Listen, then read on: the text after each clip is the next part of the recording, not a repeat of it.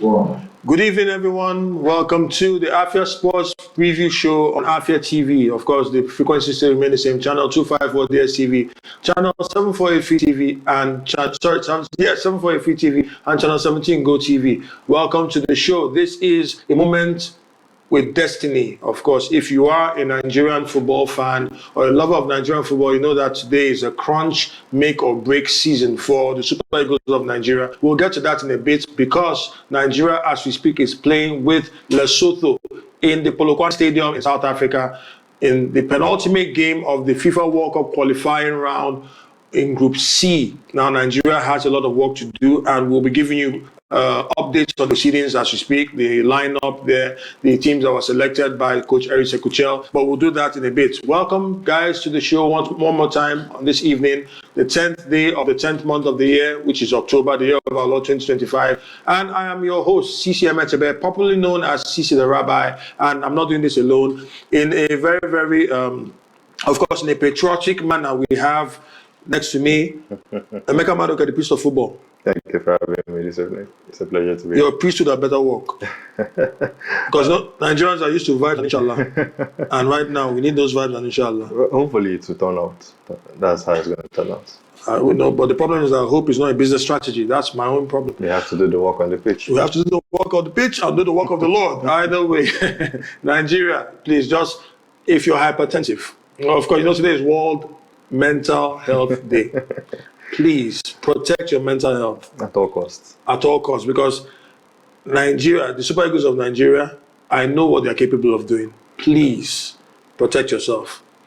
Okay, so we're going to go to the headlines, the headline news. First of all, we have from the Metro, the NPFL, Nigerian Premier Football League. Of course, we're stepping into Matchweek 8 this weekend, but something happened within the week, and that has to be the rescheduled fixtures that involve some teams. One of the teams there has to be our darling team, Rangers International of Enugu, who are domiciled here in the coal city, 042 Enugu in the southeastern part of Nigeria. So Rangers International had a rescheduled game against Abia Warriors. Now, Abia Warriors were involved in the continental showpiece, that is the second tier of continental football, the CAF Confederations Cup first preliminary round. But they locked horns with Djibouti of Mali, but fell at that first hurdle, losing 1-0 on aggregate. As a result of their engagement, then the match was postponed. Now, this match that was postponed was played. It was an Oriental Derby, the 21st Oriental Derby between Rangers International and Abia Warriors, the Umuahia B side. And what this match was calling for was something different, because prior to this, there were 20 games played, and it was even Stevens throughout, because each of these teams had 8 wins apiece with 4 draws. So we're looking for a tiebreaker, and that's exactly what Rangers gave us, a tiebreaker, because Rangers beat Abia Warriors 2-0 in the Oriental Derby there.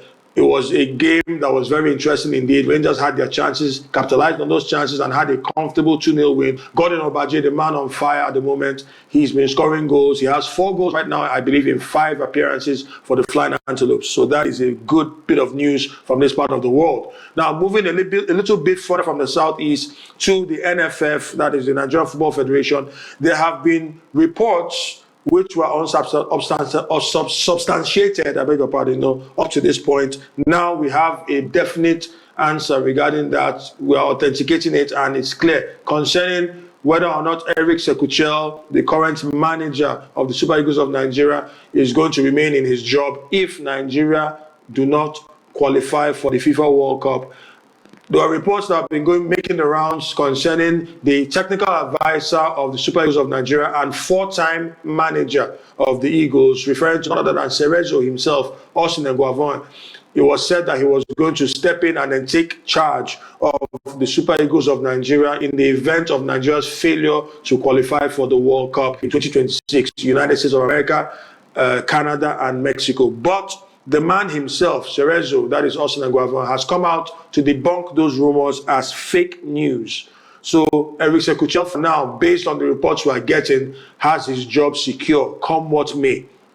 Then the EPL, going to the English Premier League, Manchester United have been in a bit of a crisis at the moment, but the vote of confidence given to the embattled manager of Manchester United is now clear to all, because the co-owner of Manchester United, one of the major shareholders of Man United, and the one who is in charge of running football, Sergeant Ratcliffe of the Ineos Group, has assured everybody and assured Rúben Amorim that he's giving him 3 more years, which is essentially a vote of confidence.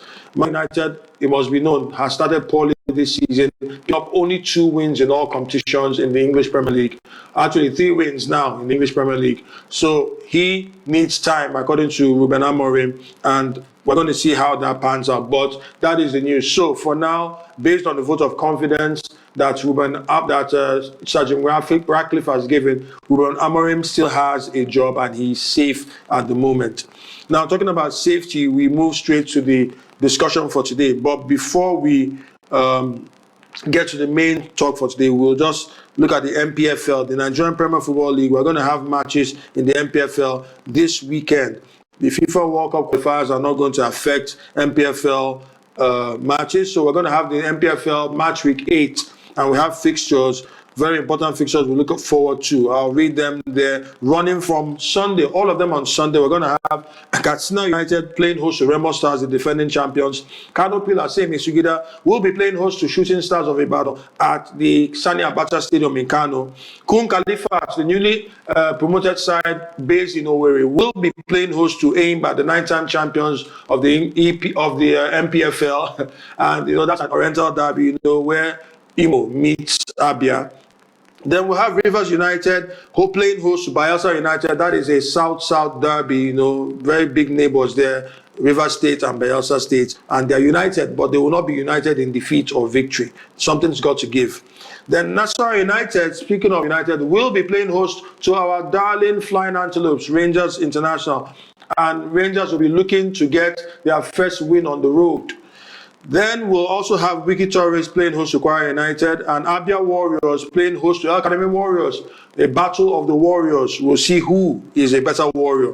Then Plateau United will be playing host to Barao FC. That is a Northern Derby where you have the North Central team, that is Plateau United, playing host to the Northwest team, Barao FC, who are based in Kano. Then we're going to have Warri Wolves playing host to Niger Tornadoes, and Ikorodu City Oga Boys playing host to Bendel Insurance.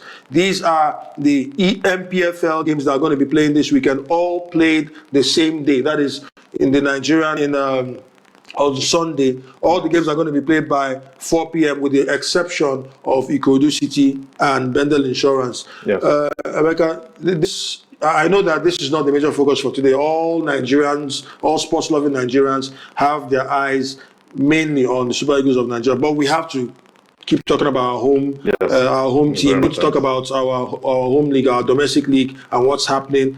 And of course, maybe to a certain degree, the future of Nigerian football relies to a certain degree on this on what's happening in the NPFL, because we're looking forward to that. But let's talk about it. We're down to Matchweek 8, and it's getting exciting because teams now have decided to either have a massive decline from the onset, or teams that have started to climb back up again. Now it seems like, Enugu Rangers, who started off poorly, seems to have turned it in a span of 3 games. And they're on the rising from 17th now to 5th place. It's just to watch the form. Hopefully they don't dip anymore again. Hopefully the rest of the South East teams perform well. And let's see what the NPFL can give us this season, because it's been hot already. Okay, well, wonderful indeed. We're looking at an NPFL. I'll read the table very, very soon in a bit before we go to the other matters that we're looking at. But there's some very tasty fixtures that are here. I'm looking at some like, of course, the South-South Derby we talked about. One of the main, that's Rivers United playing host to Bayelsa United. That is a major fixture that I think is going to bring some fireworks there, especially when you consider Finidi George, who is from that area. He is in his native Rivers United. He'll be playing host to Bayelsa United, and it's going to be a very interesting game. The rivalry between those sides, it's not been very, very frequent in the NPFL because Rivers United has spent more time consistently in NPFL, not suffering relegation like Bayelsa United. Yeah. But, I think that's one major fixture. I also will keep my eyes on, naturally, we'll look at Rangers. Rangers are taking a trip to Afia to play against Nassau United. And Nassau United have one of the most dangerous strikers in the country, in the man Anas Yusuf, who won the Golden Boot last season. Yes. 18 goals he scored. We are celebrating the exploits of Godwin Obaje, who was part of Rangers setup, left for a brief period, returned when Rangers really needed him, and he has justified that return by scoring goals. He's a man in a rich vein of form, but you cannot discount the contribution, the goal contribution of Anas Yusuf. 18 goals last season. Yes. Very dangerous man indeed. How do we, I'm talking from a Rangers perspective, how do we contain a player like that? Well, I mean, in that kind of game, you're not going to just go out with a all-attacking mindset. You're going to have to close the shop at the back too. Because I mean, Anas Yusuf, the top goal scorer from last season, he's going to come wanting to get goals against Rangers. I mean, you have to get the defensive setup set well. The defenders have to play in synergy. They have to understand the coach's tactics, relay the match, and I guess they just have to link up with the midfield very well so that they can do their jobs, keep the man out, and score many goals. Okay. Let me just stick with that. Call me biased if you want. I'm sorry, but I don't think I'm going to have to defend that. But if you call me biased, fine. You might have merit to your argument. I think I'm just going to focus on this game, that is Nassau United against Rangers, and ask for a prediction from you. Where is the game going to be won and lost? I need to get a prediction before we go to the table and then go to the Super Eagles game, because that's what we're going to focus on. The game is going to be won and lost in defense. For both sides. If the defensive setup is poor from either team, that's where the game will be lost for either team, and that's when it needs to be won for the opponents. I mean, the team with the better defensive setup on the night would have the upper hand in winning this game. Okay. Or might even help the team to secure a draw, because they could stay in the draw. Okay, speaking of defenses, I mean, it's worthy of note that Nassau United, as we're speaking, are the league leaders at the moment. They are top on the log. That means they have the best defense in the league. So they have the best defense in the league. Although you talk about attacks, they have scored 7 goals. So they've conceded 2 goals. That's not the best defense, actually. Yes. It's the second best defense, because Rivers United have that honor of having the best defense. They've let in just 1 goal, and they've played a game less than every other team. So they've let in just 1 goal. But Nassau United have one of the meanest defenses. 2 goals conceded in 7 games, but they've scored a goal every game. They've scored 7 goals. And you can see that they have scored the same number of goals as Eimba, who are the runners-up at the moment. And the Rangers also, Shooting Stars also, Niger Tornadoes also. These are the teams. Even Ikodisi, the Oga Boys, have scored 7 goals. And Bendel Insurance, who are in the relegation zone, that is 17th on the log, have scored 7 goals. And funnily enough, Kun Khalifat, who are rock bottom, have scored 7 goals too, but they've considered 11 goals. So you ship in more goals, you leak more goals than the ones you score. But Rangers have a +2 goal difference, because they've scored 7 goals and considered 5, which is more like the flip of what Nassau United have done. They've scored 2 and they've scored 2 rather. So you're looking at a +5, 7. So that's a +5 goal difference. I'm just trying to look at the merits of what you're pointing out there. Nassau United are doing all the things right. No team has outscored them. Yes, they've scored the same number of goals as a few other teams. No team has outscored them. No team has more than 7 goals. But very few teams have conceded less goals than them. In fact, like I said, only Rivers United have done that.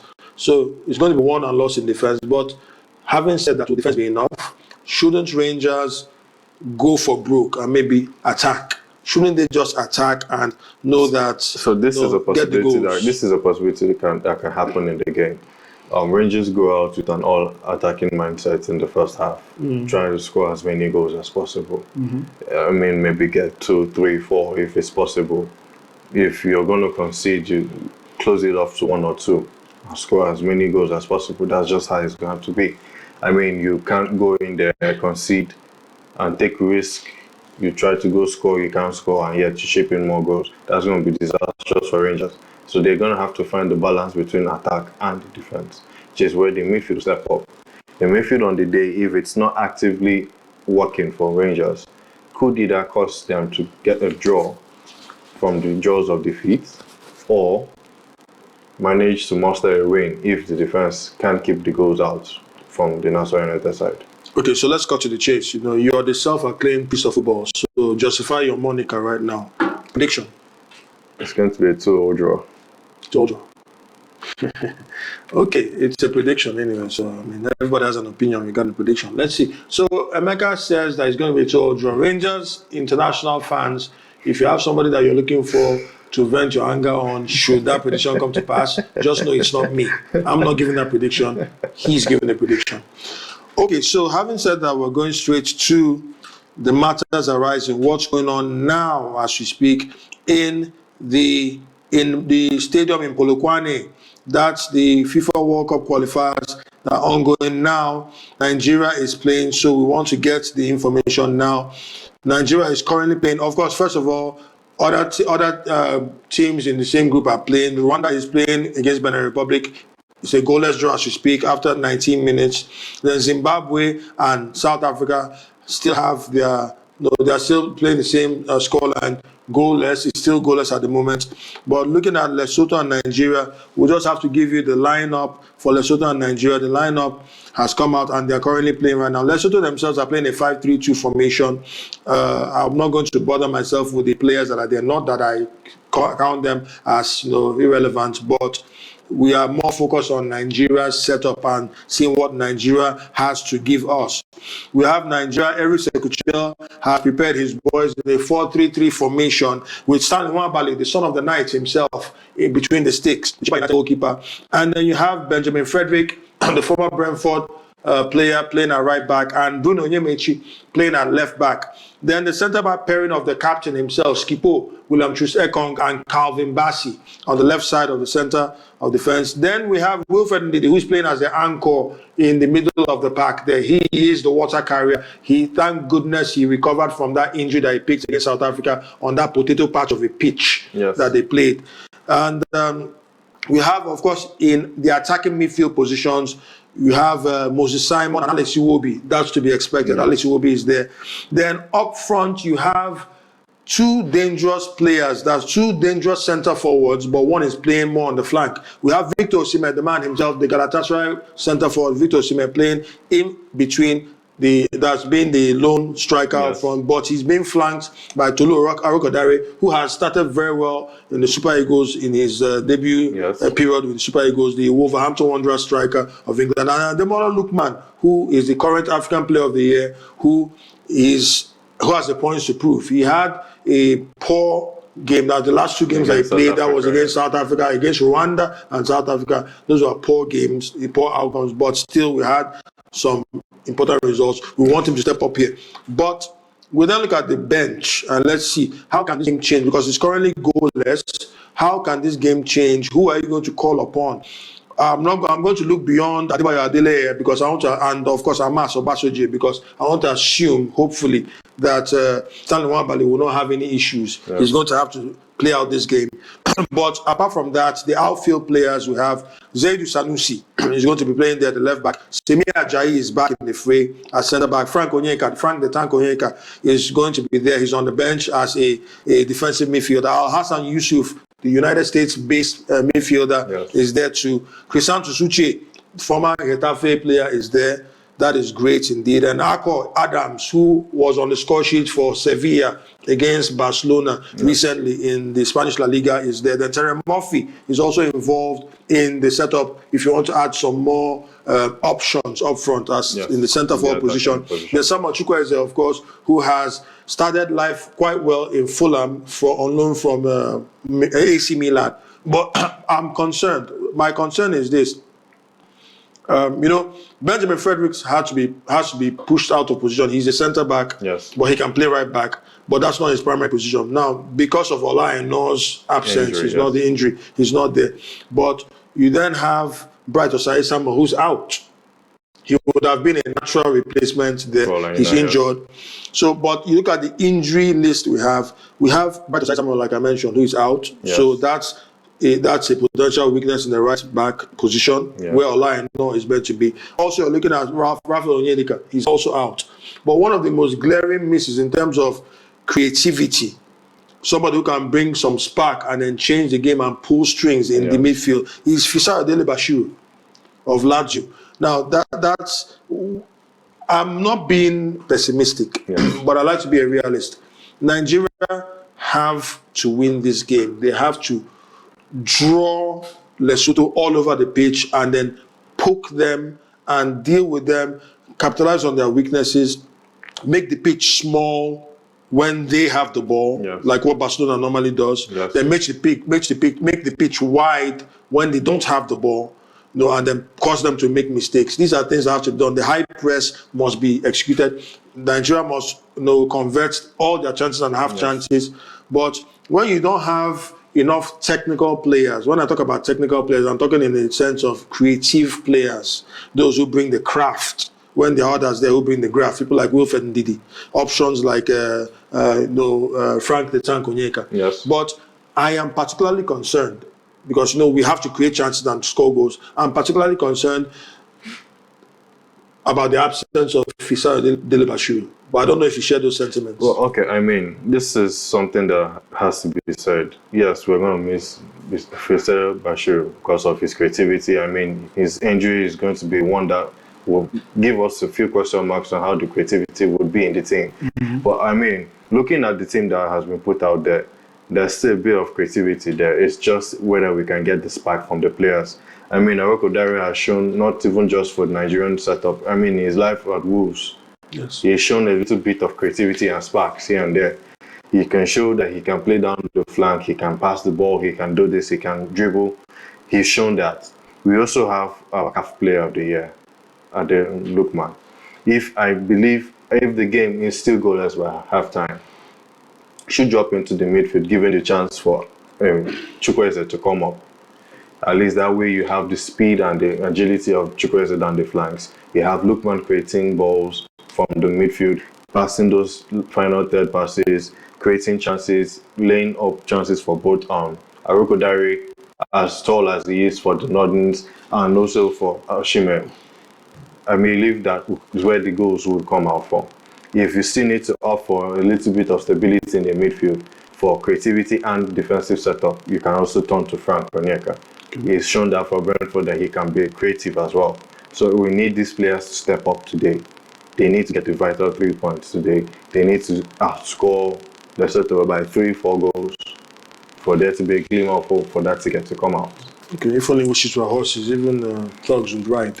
But I'm still optimistic, still hopeful that things are going to pan out the way you said. And I think we have the benefit of the fact that this show is going to last, this preview show is going to last till 6, just before 6, by which time, hopefully, halftime would have reached. Yes. And we would be able to assess while we have updates, hopefully, we're hoping. It's time to hope, not expectation now, but we're hoping that we will have a commanding lead by then, which would make the tactical shuffles of Eric Chelle easier, So let's keep our fingers crossed and then hope for the best, because this is not what we would have liked to have. Okay, we'll be right back after the short break because we need to do some refreshing to check what exactly is going on there. And we'll also give some updates regarding the other scores, the other matches that are played, because the other teams that are in Group C are also playing at the moment. And this could be a make or break period for Nigeria. And clearly, South Africa is playing, Rwanda is playing, Benin Republic, who are the league leaders at the moment, who are the group leaders, are playing. Lesotho, obviously, Nigeria is playing Lesotho. Zimbabwe is playing, they are playing against South Africa. So many things, there are many dynamics involved in this FIFA World Cup qualifying round. It would be a travesty if Nigeria do not qualify. I don't want to even imagine that now. But we will treat this with all the professionalism that it requires. But we'll be right back after this short message. You're welcome back to the AFIA Sports Preview Show on Afia TV. Of course, the frequencies still remain the same. Channel 254 DSTV, Channel 748 Free TV, and Channel 17 Go TV. I am Sisi the Rabbi, and I have here the priest of football, Emeka Madueke. Thank you. We are following proceedings. We'll be giving you live updates as it goes concerning the ongoing FIFA World Cup, Senior Men's World Cup, that's going on right now. Group C, the CAF zone of the FIFA World Cup qualifiers. Nigeria are locking horns as we speak in Polokwane, South Africa, with Lesotho, and other games are going on too. Benin Republic is playing currently with Rwanda, and South Africa is playing with Zimbabwe. So these are matches that we need to bring everybody up to speed with, and the results, because the results could impact, no, scratch that, will definitely impact the future of Nigeria as far as the World Cup is concerned. So there is a real chance that Nigeria might be missing out on the Mundial in 2026, that is in the United States of America, in Canada and Mexico. But let's keep our fingers crossed and be hopeful that that will not be the case. Still speaking about FIFA, we have some other bits of good news coming from the FIFA standpoint. FIFA Under-17 Women's World Cup that will be taking place in Morocco. The current list has been released. The list by the coach himself, Bankole Olowookere, has been released, and we have players, 21 players who are involved in this. And we have them there, the goalkeeping department. There are players, Elizabeth Boniface of Abia Angels, Onyinyechi Okpara of Imo Strikers, Sylvia Echefu of Bayelsa Queens. Now the outfield players start with the defenders, where you have Hannah Ibrahim of Remo Stars Ladies, then Jumai Adebayo of Rivers Angels, Azizat Odunton of FC Robo, then Christiana Sunday of Imo Strikers, Nofisat Tijani of Youthful Talent 99, then Fatima Shwaib of Nasara Amazons. Then you come to the midfielders, we have Shakirat Moshood of Bayelsa Queens, then Muinat Urotimi of Nakamura Football Academy, then you have Xavi Estefanos of Youth Arise Academy, then Zainab Raji of Danas FC, then Waliat Rotimi of Nakamura Football Academy, then Ayomide Abubakar of Unimag FC. Then we have the forward department, where Kausarat Olarinwaju of Ayishat Yusuf Academy in Lagos, then Mariam Yahya of FC Robo, and then Queen Joseph of Fosla Academy. They have Tabitha Terlumu of Bravos Edo, and Precious Nwachuku of Imo Strikers, and Chisom Nwachuku of Rivers Angels. No relation, but you know, these are the players that we have who have been selected by the coach Bankole, and the 21 players. I think when you're checking the trajectory of the female football in Nigeria, yes, we've been given something to smile about. We saw this year when in the same Morocco, we had the WAFCON, that's Women's African Cup of Nations, the Nigerian team, senior Nigerian team, the Super Falcons, under the tutelage of Jose Madugu, successfully clinched the 10th title, that is Mission X, completed. They were seeing the Under-17 side who are about to do that. They are actually going to a World Cup, as opposed to the senior team of the men's side who are not, who may not go to a World Cup. We've seen what's happening in the male teams, other age grades. Yes, in Yamoussoukro, we saw the Under-17 side, that's the Golden Eagles, crash out. We saw the Chan Eagles in Kenya, Uganda, and Tanzania. That's the African Nations Championship just last month. They were bundled out. We saw also just recently the one that's a bitter pill in our mouths, the Under-20 Flying Eagles. They were thrashed. In fact, they were dehumanized by Argentina. You know, so it's if you're a follower of male football in Nigeria, that's national football, you have a lot of heartache and maybe PTSD. Salt is in your mouth. Salt is in your mouth, yeah. But I think considering the fact that we are Nigerians, it's something to be glad about, to rejoice when we see our ladies at whatever age grade doing the job and at least standing up and getting counted. That's what we're seeing. I mean, it's good to see that on the other hand, while the men are having their decline, the ladies are not picking the same form. They are actually showing the men that, okay, while you go through a rough season, we would also try and help the nation get some level of pride. I mean, from the senior team down to the very last. Now we're seeing the Under-17s getting ready for their own World Cups. We wish them the very best. We hope that they can go far, and we pray that in the end they can get the title. That's just it. The women's side has been flourishing, and we hope that this team can produce something great in the World Cup. Okay, so we just switch. We're going to give some other World Cup results from the World Cup games that were played recently. But the updates from CAF Group C in the FIFA World Cup qualifiers, that's our major focus. So the updates, as it stands right now, the game is approaching the end of the first half, and that's about 41 minutes or so. And still on top of the log, you have Benin Republic, who are playing a goalless draw with Rwanda. They have 15 points. Their standing goes this way: 9 games played, or rather 8 games played, 9 in motion. One is going on at the moment with 4 wins, 3 draws, 2 defeats, 11 goals scored, 7 conceded. That is a +4 goal difference, 15 points.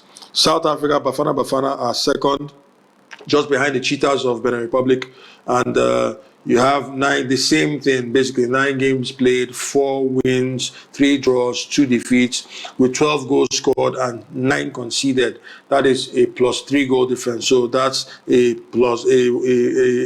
inferior goal difference just by 1 goal to Benin Republic, which is why Benin Republic are on top at the moment.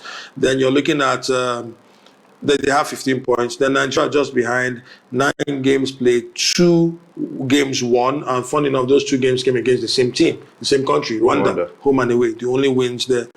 And then, of course, we have draws, 6 draws, I beg your pardon, 6 draws.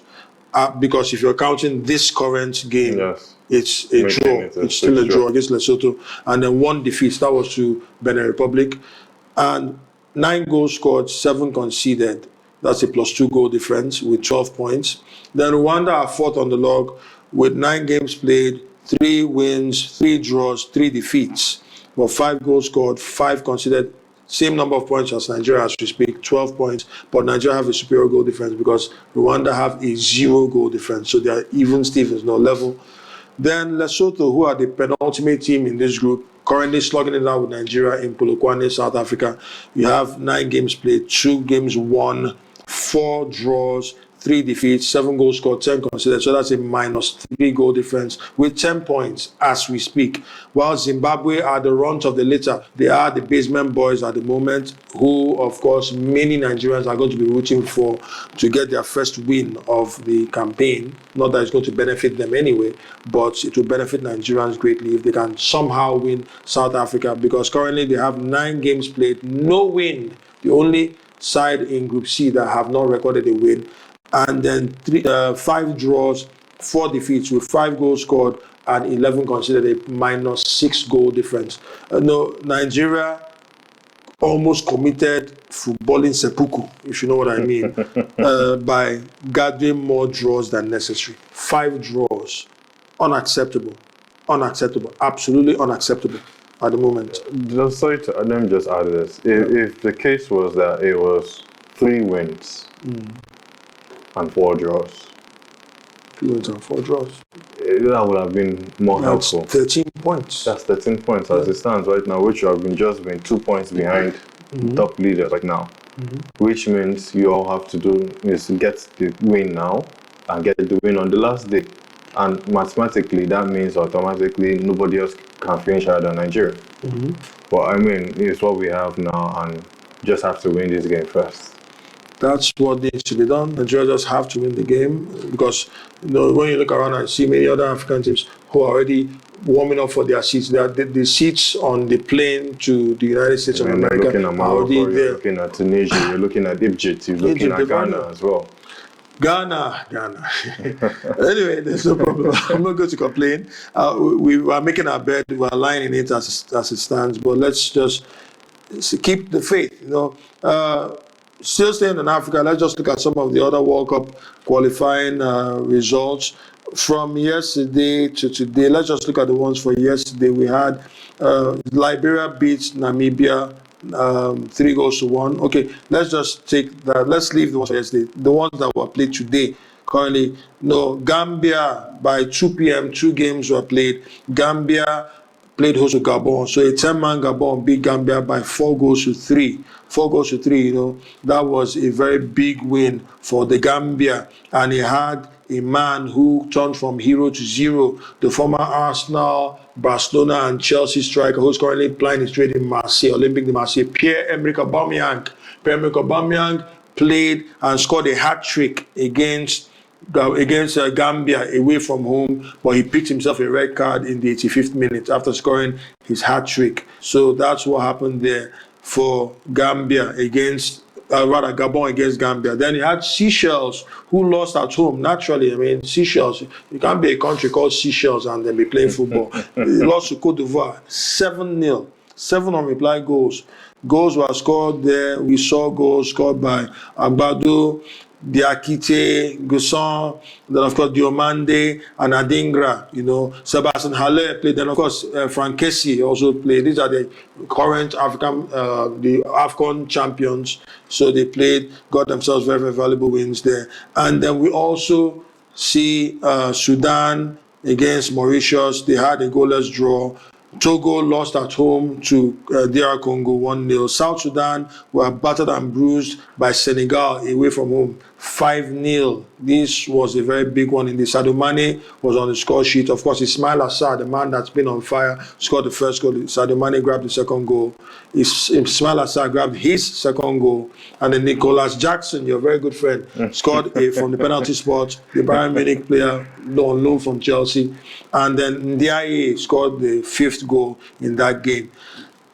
Something has got to give. Of course, currently, as the teams that are playing right now, Sao Tome and Principe are losing at home to Tunisia. Tunisia are getting the job 3-0 against Sao Tome and Principe. Those are the games that are ongoing right now in the African zone. Focus should be on the African zone, but let's just talk about. There are many results that came out in the European zone, but because of time, I just wanted to focus on one, and that has to be the masterclass for Austria against San Marino, 10-0, 10 unreplied goals. With Marko Arnautovic, the bad boy, self-proclaimed bad boy of football, grabbing not just a hat-trick but a haul. He scored, and a perfect hat-trick was in there too. He scored one with his left. Of course, the first one was with his head. Yes. So he scored one with his head, 2 with his right foot, 1 with his left. So a perfect hat-trick and some. I mean, it was a brilliant masterclass from Arnautovic. Still showing that he ages like fine wine over the years. Yes, many people have been shouting over the recent season saying he's old, he doesn't have it anymore. But I mean, there he is, proving the haters out. And he's showing why he's still a bad boy in quotes of football, scoring 4 goals, a haul. I think all that was left, if he had just done that would have been dramatic. If, for instance, he scored his hat-trick, he just pulled off his shirt and then wrote, "Why always me?" Just borrowing a leaf from Mario Balotelli, yes. But, he lives to score goals, so let's see. I don't know. Well, all the same, these are the results that have been going on. We'll keep you updated. We'll go on a very short break, and when we come back, we'll give you the final story for today. There are some things that are going on. Sometimes rivalries are well known in football and in the world of sports. You talk about rivalries everywhere.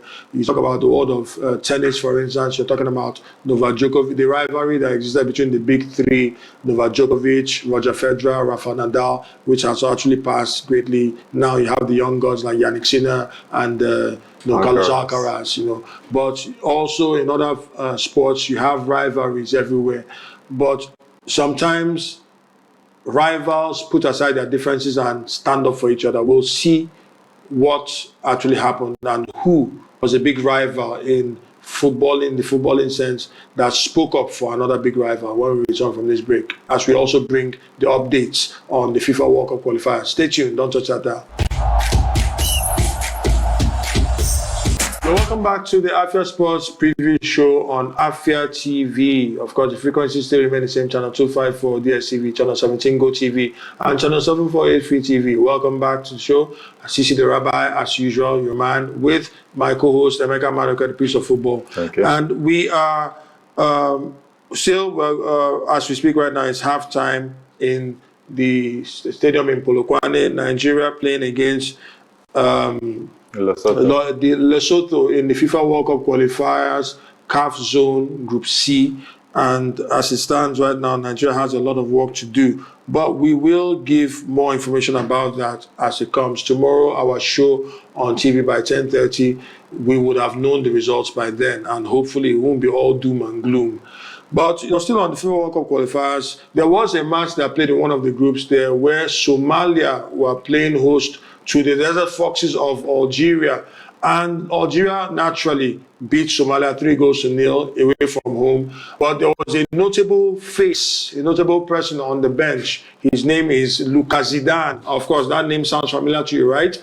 Well, that's because he is the son, the 27-year-old son of the French legend and Real Madrid legend Zinedine Zidane, who opted to play for the country of his paternal origin, referring to Algeria. His father, you know, was a World Cup winner with France. That's the legendary Zinedine Zidane, was a World Cup winner with France, Le Bleu, in France 1998 on home soil. But his son opted to play for the country of his origin, that is Algeria. And even though he's not donned the shirt yet, he was on the bench, valuable experience there. So that's a Real Madrid legend. He was a Real Madrid player in his own time too, but now he's moved on to pastures new. And speaking of that club, Real Madrid, we know that Real Madrid are currently powering on in the Spanish La Liga and trying to reignite their rivalry with Barcelona. And the talismans of both teams, everybody knows that you can't talk about Real Madrid without talking about the current highest goal scorer and the Pichichi winner of last season, Kylian Mbappé, the French forward. And then also, you talk about Barcelona, you can't look further than the current, based on standings, based on Ballon d'Or standings, the second best player in the world, Lamine Yamal.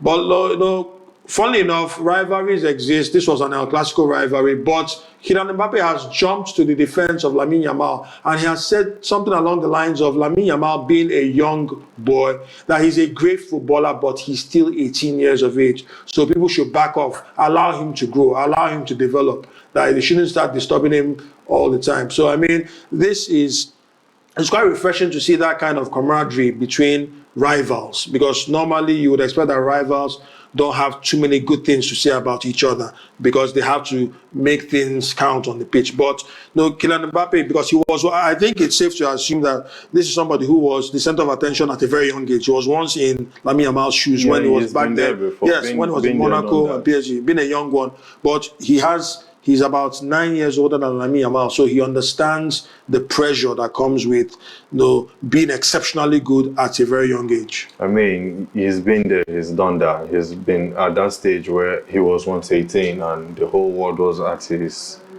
doorstep trying to get every nook and cranny of his life, both his personal life, both his life on the pitch. I mean, the paparazzi and everything trying to dig into your life and trying to get intricate matters about your life. And this is what we love to see in football, healthy rivalries where you can come out and defend your rival, keep the press off their necks. You come and tell them, leave this person alone. The personal life doesn't matter here. It's what he does on the pitch that you should focus on. And I mean, Yamal has a lot of learning to do and a lot of growing to do. So they should, in quotes, by Mbappe's words, leave him alone to do that. Okay, so that's just the truth. And at this point, we also have to leave you alone to face other things because the time for this show is up. Thank you very much for being with us on the AFIA Sports Center and actually AFIA Preview Show. And we'll do this again tomorrow by 10:30 a.m. We just stay tuned on Afia TV. Make sure you're connected. I want to say thank you, big thank you to everyone who's been involved in the success of this show. Our floor managers, our producers, those in the MCR and PCR, script writers, everybody who's played a role in making this show a success. Thank you very much. We'll do this again tomorrow. And for our teaming fans out there who are there for us, we thank you very much. Emeka, Priest of Football, thank you very much for being with us. And I say thank you once again and have a blessed weekend ahead. I'm Sisi the Rabbi, signing out.